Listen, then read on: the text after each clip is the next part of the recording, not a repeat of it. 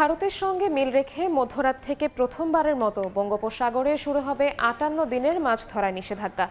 এ কারণে সমুদ্র থেকে তীরে ফিরতে শুরু করেছে শত শত মাছ ধরার ট্রলার। এ বিষয়ে আরও জানাতে বরগুনার পাথরঘাটা থেকে সরাসরি যুক্ত হচ্ছেন সহকর্মী সাইফুল মিরাজ।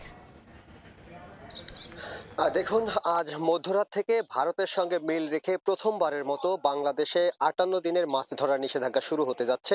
মূলত এই নিষেধাজ্ঞাটি এর আগে ৬৫ দিনের নিষেধাজ্ঞা ছিল। মে মাসের ২০ তারিখ থেকে জুলাই মাসের ২৩ তারিখ পর্যন্ত ৬৫ দিনের নিষেধাজ্ঞা বাস্তবায়ন করত মৎস্য অধিদপ্তর।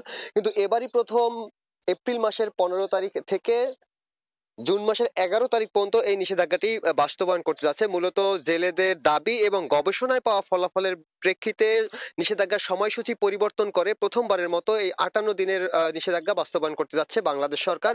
তো এই নিষেধাজ্ঞার সময়সূচি পরিবর্তন করে ভারতের সঙ্গে মিল রাখার কারণে কিন্তু জেলেরা সন্তোষ প্রকাশ করেছেন এবং তারা ভীষণ খুশিও হয়েছেন।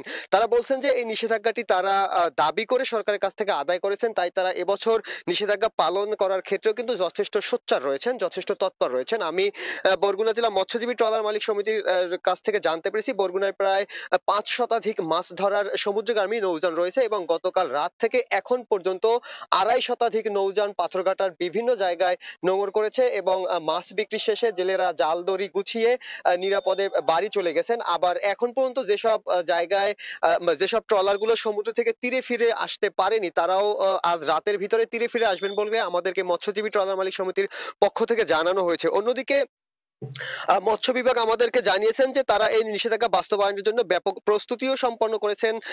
কোনো বরফ মিল থেকে একসঙ্গে ৩টি বরফের বেশি বিক্রি করা যাবে না এবং যেসব ঘাট থেকে ট্রলারে তেল নেওয়া হয় সেই সব ঘাটগুলোতেও তারা নজরদারি রেখেছেন। অন্যদিকে বরগুনার যে প্রধান ৩টি নদী পায়রা, বলেশ্বর এবং বিষখালী, এই ৩টি নদীর মোহনায় কোস্টগার্ডের মাধ্যমে তারা টহল জোরদার করেছেন যাতে প্রশাসনের চোখ ফাঁকি দিয়ে কোনো ট্রলার সমুদ্রের ভিতরে যেতে না পারে। তো এখন পর্যন্ত যে আমাদের কাছে তথ্য রয়েছে যে বরগুনায় যে ৫.৫ শতাধিক ট্রলার রয়েছে সেই ট্রলারের ভিতরে ২.৫ শতাধিক ট্রলার ইতিমধ্যেই ঘাটে ফিরে এসেছে এবং বাকি ট্রলার গুলো সন্ধ্যার মধ্যেই ঘাটে ফিরে আসবে বলে আমাদেরকে জানানো হয়েছে।